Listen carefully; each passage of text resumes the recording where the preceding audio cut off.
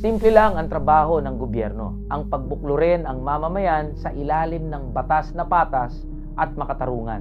Naniniwala tayo na may kontratang nagbubuklod sa buong bayan. Kung patas ang lipunan at iginagalang ang bawat isa, lahat tayo ay magsusumikap at siya ring uunlad. Ito ang pangako ng demokrasya na ang ating pinipiling gobyerno ay paglilingkuran ang buong sambayan ng Pilipino at hindi ang iilan lamang. Hindi tamad ang manggagawang Pilipino. Araw-araw gumigising ng maaga, pumapasok sa trabaho, sumusunod sa kanyang boss. Lahat ng ito ay para mapakain ang ating mga pamilya at maabot ang ating mga pangarap. Sa isang makatarungang lipunan, ang mga Pilipinong nagbabanat ng buto ay dapat makamit ang mga basic na pangangailangan. Ang magkaroon ng maayos na tahanan, makakain ng sapat at masustansyang pagkain, makapagpaaral ng mga anak, maipagamot ang may sakit at makapag-ipon para sa kinabukasan. Ngunit kailanman sa Pilipinas, hindi nagkaroon ng lipunan kung saan nangyari ito. Sa kabila ng lahat, patuloy na nagsusumikap ang mga manggagawang Pilipino. Para lang makasurvive,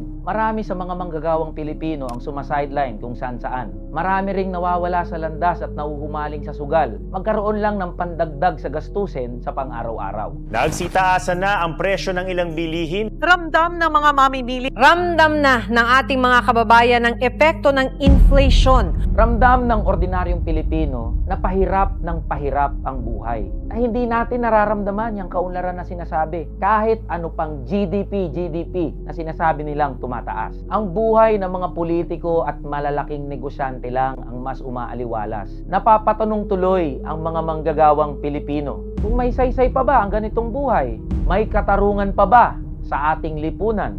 Ang 85 kamanggagawa ay tumatakbo para singilin ang pangako ng demokrasya. Tayong mga manggagawa ang nagpapatakbo ng lipunan. At hindi natin kailangan tanggapin na ganito na lang ang sitwasyon natin habang buhay. Tayo na lang ba laging mag-a-adjust?